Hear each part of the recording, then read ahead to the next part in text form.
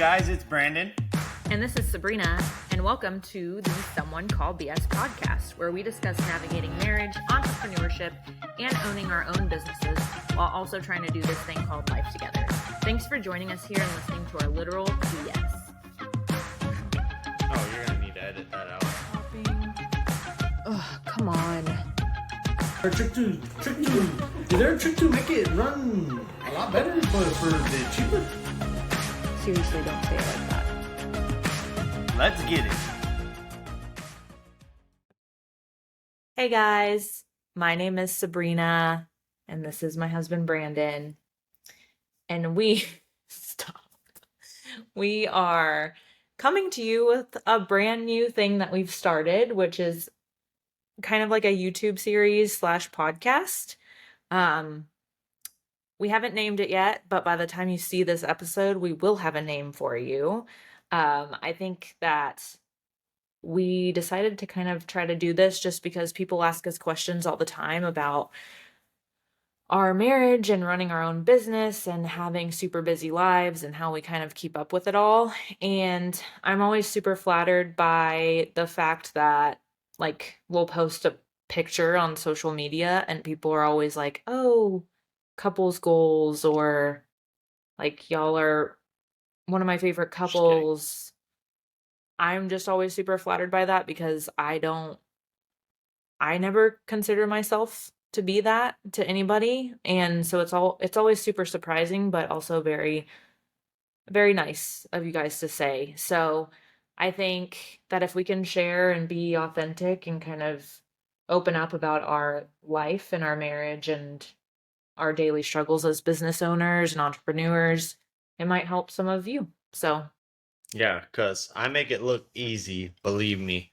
Y'all just see me on Facebook and y'all like, whew, he's got it under control. But says the man with the sunglasses on inside. well, Why are you wearing the sunglasses? I always see people on podcasts wearing sunglasses. At least the podcasts I watch. So Okay.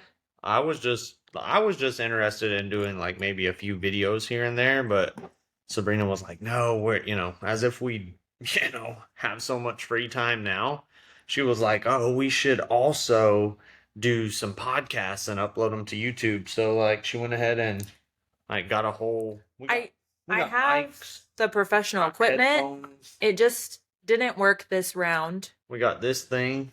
I don't know what any of it does, but she went full blown. So we can we're going to set up a whole studio. So, yeah. I mean, hopefully this helps you.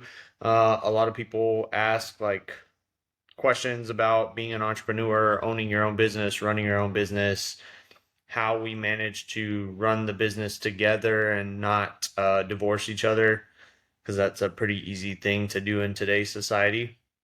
So hopefully It's also hard not to do. Hopefully this helps you. Hopefully it helps you, enlightens you. Maybe it motivates you, lights a spark that you didn't know you needed lit.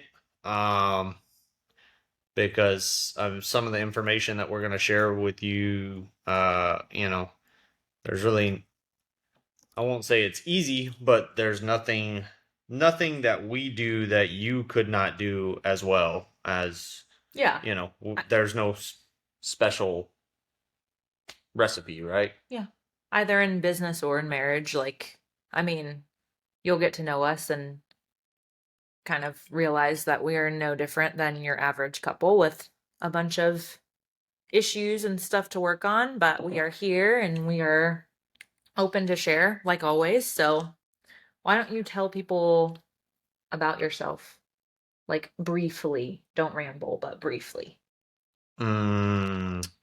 My name is Brandon. I am 33. 33. I'll be 34 in March of next year. I am the owner at F-Bomb Diesel. Well, actually, we're both owners. I'm just the day-to-day guy, and she helps us on the back end with payroll and 401k and HR stuff and all that. Yeah, I mean, what more is there to say other than that? Yeah, I guess that's true. So I'm Sabrina. I grew up in Bernie, which is not far from, we actually live in Lavernia now, but grew up in Bernie. Um, I wanted to be a veterinarian, but obviously I'm not that. I do have a lot of animals though, so that keeps us really busy. We don't have kids, but we have a shit ton of animals. So, um, Every time she thinks about having a kid, I buy another animal because I did the whole like snip, snap, bop it, twist it, burn it, cut it thing, like we all can done. always adopt later. It's fine. Yeah. Oh, So anyway, I grew up in Bernie. Brandon and I met when I was 15. Um, he was technically a child predator at that point, oh, but for fuck's sake! when I turned 16, I guess is when we officially started dating. Yeah, And we've been together for 14 years. don't remind me. Isn't that exciting? Yeah, oh, it's Yeah. something. So I'm 30 now. Um, there's lots of background stories that we can tell you, but basically, I am the CCO of a or Oh, oh, COO. I don't even know what I don't am. downgrade. COO of a wealth management firm in San Antonio. So that's my full-time job. I've worked there for 12 years. Um, but I also do a lot of business operation stuff for FBOM, although we're trying to hire somebody to help me with that because it's just a little crazy. But I do that. I love business operations and kind of structuring businesses and creating procedures and processes for things. That's kind of my jam. So that's what I like to do. We're busy 24/7. I feel like I haven't seen you in like a week. I think this is the first time we've actually talked on camera Yeah. in like a week. Well, So, to be fair, we shot a video last weekend. It just wasn't good enough, apparently. Sabrina hated it, so she got a couple $1,000 worth of podcasting stuff, and then it didn't even hook up to the laptop. So, well, solid purchase. next I time. love it. But, So, why don't we recap well, or hang on. I didn't know we were doing like a full blown bio. okay. I didn't. Well, I did like two things about myself. shit. I just said, hey, my name's Brandon. I'm the owner of F-Bomb. So, I was, for the most part, born and raised, like, I think we came back to Lavernia I think I was in the eighth grade. And maybe seventh grade. And I have been here ever since, graduated from here. Uh, After I graduated, I graduated the day after I graduated, I moved to Houston. I pursued it's like a year and 2 month program at the Universal Technical Institute in Houston. Did their base automotive program along with Hot Rod and Super Street because my passion is like kind of the performance side. I came back and got a job here at the local dealer, Kept Chevy, and I was there for don't remember how many years. 6 years? 6 years. Roughly 6 years, I believe. And then Chet actually, he was bringing quite a bit of alignments down there at the time. Chet is a previous owner. Chet's the previous owner of F-Bomb. And was like, just kept talking to me, talking to me, talking to me. And at that time, the guy that I kind of shadowed, who actually come full circle, he works alongside with me now, Matthew Castro. Um, I was kind of like he was my senior tech whenever I came in there at KEP. I worked under him. I was his, assistant, his helper, whatever you want to call it. And I learned a lot from him. Almost everything I know, as far as like from the diagnostic standpoint. I was able to learn that from him. And then he had moved and went to F Bomb and was working there with Chet, and he was like, dude, come over here, it's awesome, there's no dealership crap to deal with. So I'm was super scared about it, but I made the move and went over there and immediately wanted to quit within 6 months. Hated it because I had only been used to working on GM vehicles. So there at F-Bomb, you touch any and everything, and I just felt like I sucked. So I immediately wanted to quit, but I didn't. That's the important thing. So if you take nothing else away from myself or Sabrina, our podcast, don't quit. Whatever it is in life, doesn't matter if it's career or marriage or uh, work or business, it doesn't matter. Don't quit. You can fail, you can get knocked down, but you got to get back up and you can't quit. So thankfully, I did not. I didn't quit. I kept pushing forward. I ended up becoming the shop foreman. And then ultimately, Chet got to a point where he wanted to kind of kick back and watch his kids grow up. And we bought it from him in the scariest time to purchase a business, which was right during the height of COVID. So, woo, we Yeah. took a big risk with that one. 2019. Yeah, so that's typically how we live our life, super risque, if you will. But big risks, big rewards. So something to keep in mind too. That's kind of been my motto. You can't hit it big if you're not willing to take the risk. So Yeah. I think speaking of like not quitting, we really went through like a lot of really hard times, especially because we were children of like low income families that didn't have a lot to help us with as far as resources as soon as we got into the real world. And so I think like whenever I graduated high school, we immediately moved in together. We lived in Converse. I was telling my friend this the other day. We like lived in the ghetto of Converse, Texas. wasn't the ghetto, bro. Like, it was wild to think about now because I would be scared to walk in that neighborhood. But No, we lived in the ghetto. it was fine. I remember like I worked at Macy's. I worked at my job now.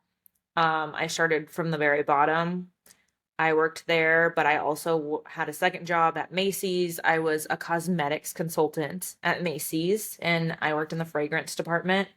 Um, I wanted to get like an extra job that would give me like 20 hours ish of extra work a week. But little did I know that they would give me all 20 hours in like 2 days. So I'd have like two 10-hour shifts, which were usually Saturday, Sunday. Um, and we were still overdrafting like Huh, every week, week. baby. Yeah. Every week we would overdraft. It was awesome. Yeah.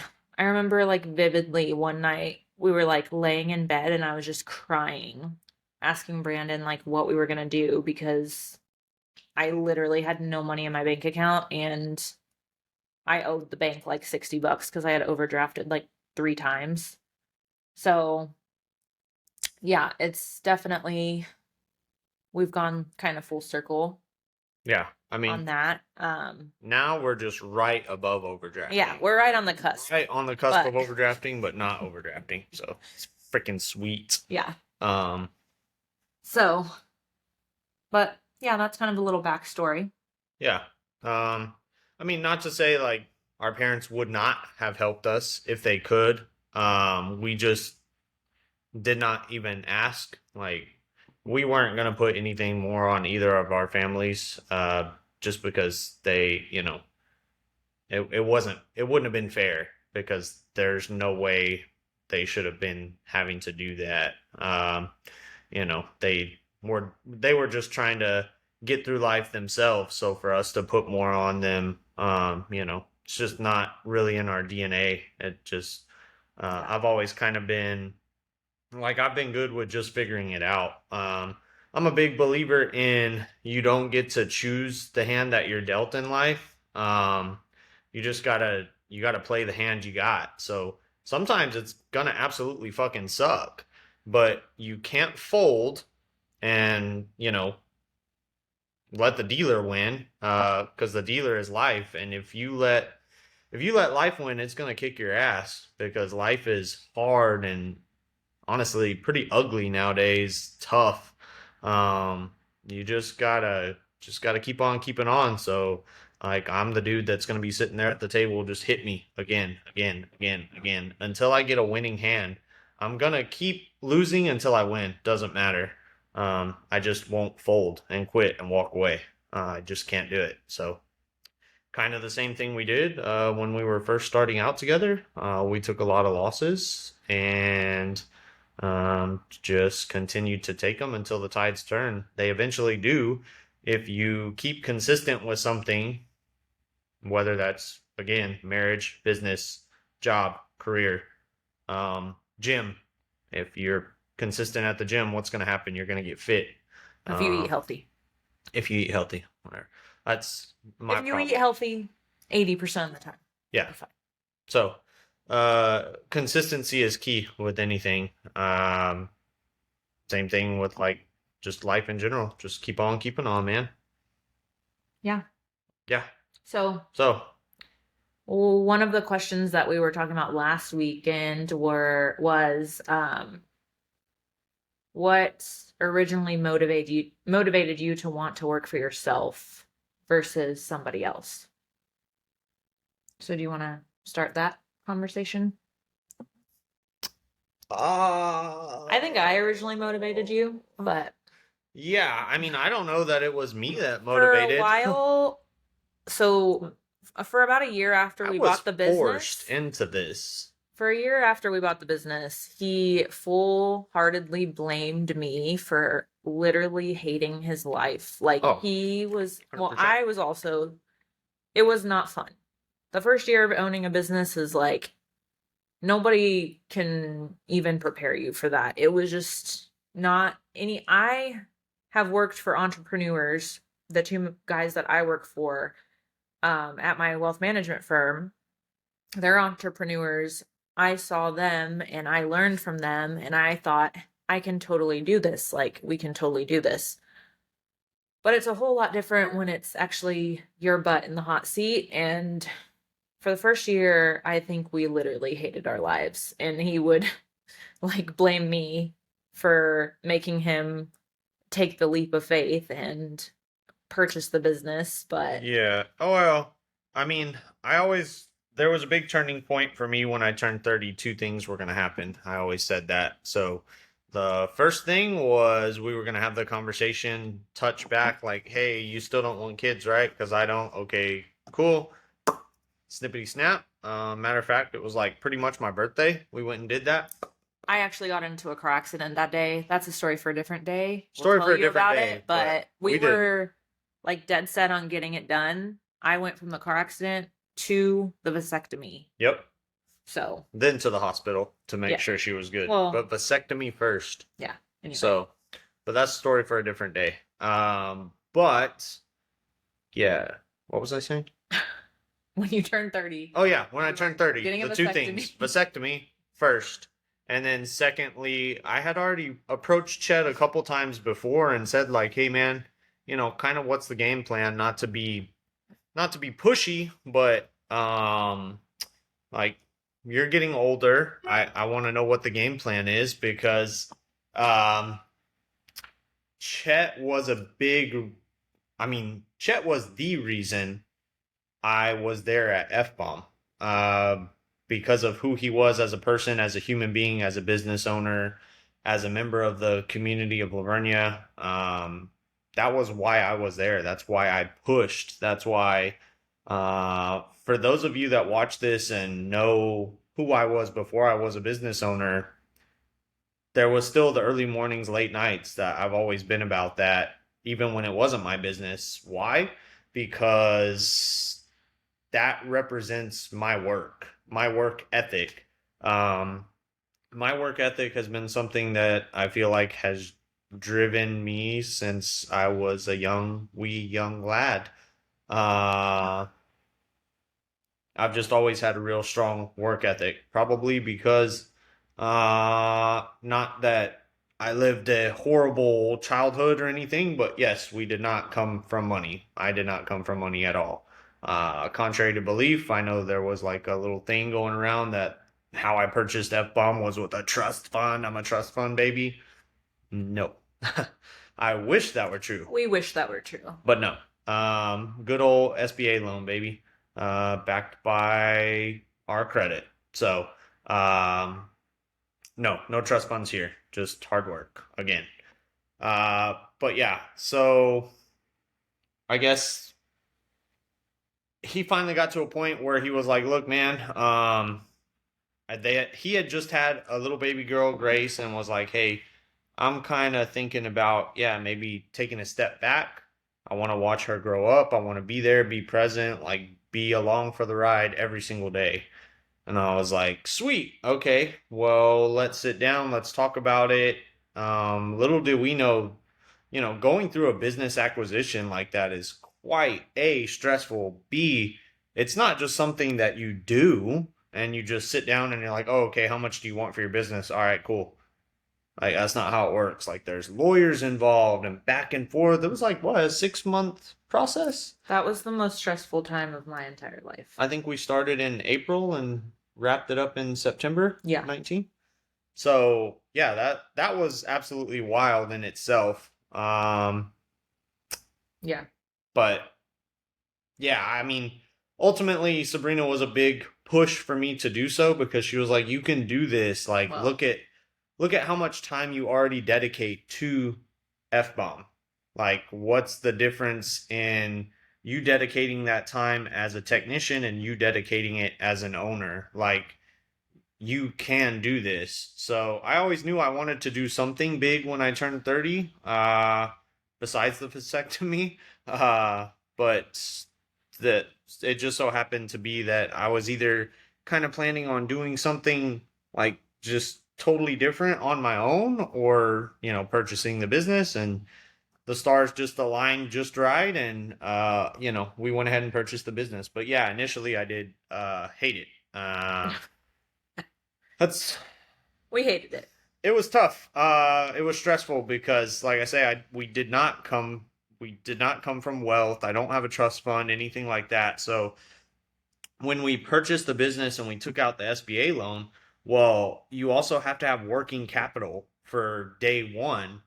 Well, I won't go into details or anything, but because of the nature of how the business was acquired, the way it was like I don't know what they called it, an asset purchase, something or another. There was we had a different entity. It wasn't like we were taking over the entity that was there. Yeah. We established a different entity Right. legally. So we were starting fresh. Yeah. Yeah. We started fresh, but like they had capped our loan out because of the way we had to purchase. There was a cap on it. So there wasn't really anything left over for it was like, okay, Chet owns it up until this date, and then the next day I take over. So the business doesn't stop. The cars didn't stop rolling through the bays. So it was like one day Chet was buying parts, and the next day Brandon's buying parts. So you have to have like working capital to put into the business. So at that time, what I had to do, because we had to put a down payment down for the SBA loan, as well as set a chunk aside into the business for like working capital to get cooking with parts and stuff like that until we started cash flowing. So I had to like absolutely empty my 401k, uh, which was kind of a risky move, but it's one of those things. Like I say, big risk, big reward. So the idea is whatever I had emptied out, I was going to make back tenfold on the back end. When we eventually scale it to where we think we can get it, and we sell the business off when we're done with it, in the future. So Yeah. yeah, when we first started, it was super, super stressful because we were just like at our absolute limit on everything. Everything was stretched so thin, and we had so little working capital to get going and make things work. And then, Well, and I don't think that it was all the capital. I think that was our fear initially, but what ended up being a very good lesson in business is that it's not usually the flow of money that is a big stressor. I mean, obviously, like that's a stress. Yeah. Yes, but so far, the flow of money has been fine. Our business has been great, but what has been more stressful than we realized was dealing with people and managing people. yeah, for sure. And Assembling the right team of people to work together to achieve what you want to. because we absolutely flipped the business when we took over. We flipped it on its head. I love Chet to death, but structure was never one of his strong suits.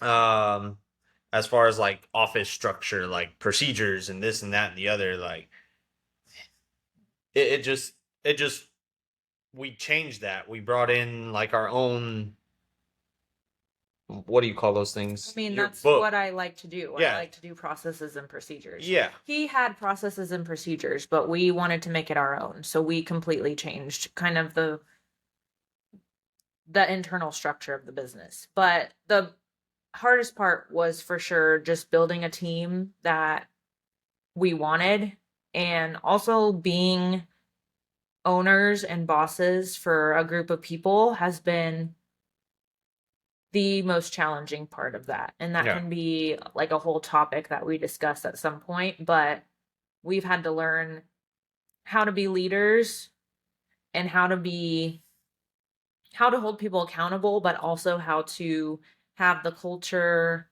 and the style of a place of employment that we want to have Yeah. and that we value and that our employees value. Yeah.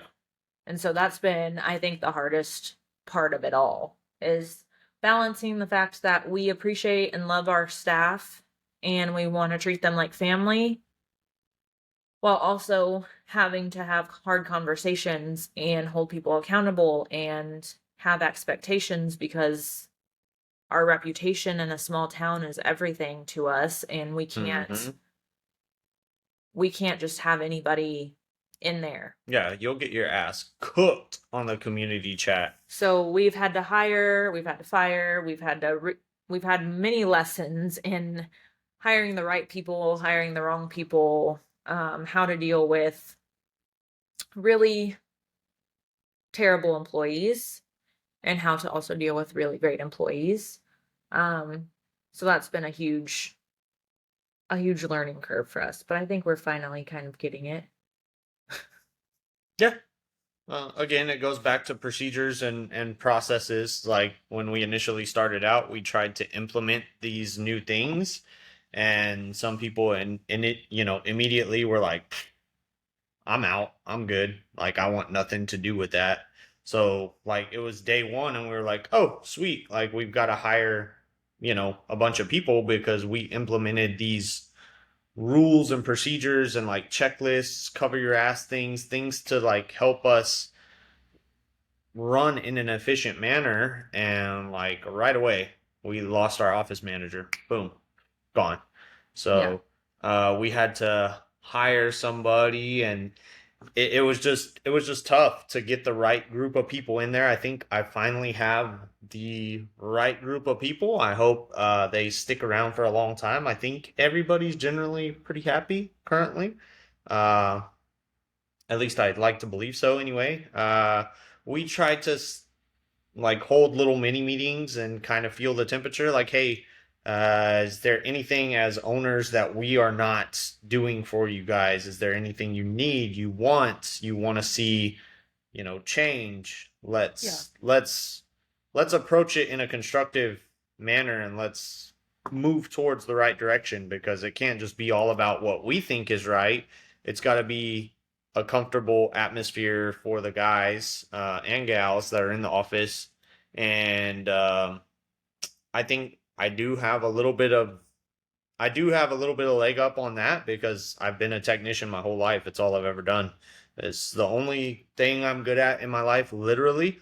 Uh, so I know exactly on the shop side how that workflow needs to go.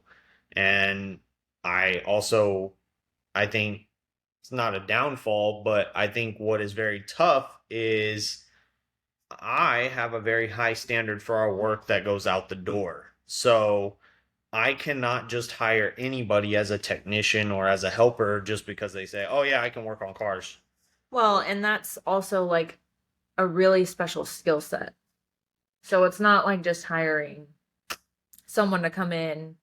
Not that administrative work isn't hard, but automotive being able to work on a vehicle is like being able to Today's vehicles. operate on an animal or something. Like it's an acquired skill set. And so it's not like we can hire your everyday person that walks in with a great resume Yeah. because they type 90 words per minute and they can do all this stuff. Like it's a really specialized skill set. And so it's really hard to find people. Yeah, I with today's modern vehicles, yeah, absolutely. I mean, take my Denali for instance. It's a 24 model. Back whenever I was coming out of tech school, vehicles had like 16, 17 modules on them, which now is like a joke. Kia Sorento has 17 modules in it, more than that probably. Now they've got like my truck has like 32 modules in it. If you were to unfold the wiring harness inside that vehicle and lay each wire strand to strand, it's like 10 miles worth of wire. So when ante up like all these creature comforts that you want, heated seats, cooled seats, I want Apple Wireless CarPlay, I want this, I want that, I want it to make a bazillion horsepower, I need 800 miles per gallon, all those things are controlled by modules. So in today's world, it's not just adjusting a carburetor and setting the timing and let it eat, brother. Um, there's a bit more to it than that. You've got to approach things very technically. So yeah, I it's kind of tough to fill the seats as far as like heavy line guys and what we specialize in the shop. In our area, we're the cab off kings, baby. So cabs coming off of everything. We get a ton of the heavy line work, which is fine because we enjoy that. We like those type of jobs, so keep them coming. We don't mind them at all. Um, yeah, so it's big heavy Yeah. line stuff. It's definitely difficult. It's not your everyday guy can't just jump in. We do hire helpers that we try to promote from within. Like we'll pair a helper with a ASE master, a heavy line guy, and the helper will work alongside them. And as the years go on, they will kind of scale, and eventually they'll get to a tipping point where the helper is going to branch off and be a technician. That's our goal, and that's how we would like to scale the business because we've already got our technicians, which we know. There's myself, Matthew, Brian, um, and between us three, I think when we put our heads together, there's not anything that we cannot figure out. I don't think there's been anything that's come through the door where we've just thrown our hands up and said, well, we don't know what's wrong with it. We always get to Yeah. figure it out. So the goal is that we're giving our employees continuing education, Yeah, for sure. I'm huge on opportunity to grow Grow. and scale and continue with a career-minded focus. And so I think to kind of sum that up is like you have to treat your employees with all of the respect and gratitude that they deserve. And in turn, they should do a great job to provide a great service to your clientele and your customers. So Mhm. that's kind of my viewpoint on it. I think that I manage my business in San Antonio that way, where my staff is who I work for to make sure that they are producing and that they're happy. And the happier they are, the more they're going to produce for your business and for your clients. And so it kind of is just a symbiotic relationship. But we had to learn that and kind of cultivate and develop it over time. So that's definitely been a really hard struggle for us. But I think it's it wasn't hard, treating employees with respect. It was just hard finding the right employees and learning what you wanted and learning who you didn't want in the seat versus who you did. And seeing red flags ahead of time, things like that. Firing people more quickly if you knew they weren't the right fit, because that's never fun. But yeah, Band-aid right off. more than money, cash flow, I think people in general have been our biggest struggle, but there's lots of different kind of topics we can go into there. Yeah. I mean, initially, yes, cash flow had us scared shitless because we had no idea. Like, I, I've never had to manage that. I just have had to manage my bank account, which is a lot different than managing a business bank account, especially my bank account, because I just like spending the money. Like, I don't like to budget, and you can't do that with a business account. You've gotta really watch your numbers. But yeah, that quickly took a back seat. I was like, oh well, as long as you have a good service, which we do, the F bomb name is a good name in our community, and I do absolutely everything to make sure that it stays that way. I want the customer to have the best experience from the minute they pick up the phone and call us to the moment they leave. That's why we've got like phone recording systems so I can listen into the calls and make sure my advisor and my office manager are handling calls as I feel they need to. Make sure they're following our procedures we have in place, because I know how the phone calls need to be addressed because I just do over time. Like I've picked that up in the industry on how they need to be handled. Um, Yeah. so I want to make sure they're doing a good job. But yeah, I mean, obviously that the cash flow took a quick backseat to the people problem. But Yeah. I think we've got them both figured out now.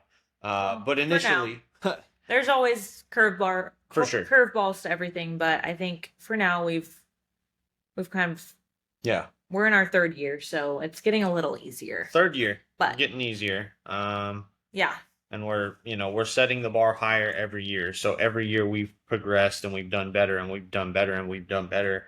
And again, it's just it's not like we win all year long. We take losses throughout the year. Like we're human, so my guys make mistakes. Stuff happens.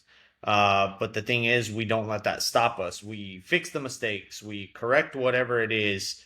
We get it fixed. The customer is ultimately happy when they leave our facility, and then we level up. We keep pushing and we grow and we scale and we get better and we do better. So yeah, same thing. This year we've done better than any other year before, and my expectations are going to be next year we're going to do better than this year, and then that trend is going to continue. So yeah. I guess that leads us kind of into our next topic. Well, so like we're running out of time today, but Oh. we will get to our next topic. we will get to our next topic, which is going to Yeah. be Our biggest, well, we What kind of talked motivates about us. our biggest struggle, but yeah, what keeps us going, what motivates what keeps us So motivated. Even we'll definitely, we'll talk about that one next time, but we hope you liked this first episode. if you of- didn't, just tell us. That way we don't have to record another one. So Well, he got mad at me for buying all the podcasting equipment, which I think, it wouldn't be our authentic selves if we didn't buy the podcasting equipment and just start big, yeah. except it doesn't work right now. Yeah, but if But- I hold this microphone, you don't even know the difference. So it's like it does work. Well, I mean, we should have our headphones on too. Oh. If you want to put it on for the little recap that we have. But going forward, Straight up. I'm in the studio. maybe it'll work for us. So Yeah. we will be perhaps. back for at least an episode number 2 to try to get our podcasting equipment working. Unless you guys, if you And- say it sucks and we don't need to do it, just let us know. We'll return this to Amazon. Well, They have a good return policy. we'll see. 30 days. So Because that's if y'all really hate it, just don't even comment, and then we'll know that it was a dud. But thank you for listening if you did all the way through, and we appreciate you, and I hope that this was helpful. So we will see you next time. Thanks for tuning in with us. Please like, comment, and subscribe with us on YouTube, and listen to us on Spotify and wherever else you stream podcasts. Email us for topics and conversations that you'd like to hear next at info@someonecallbs.com.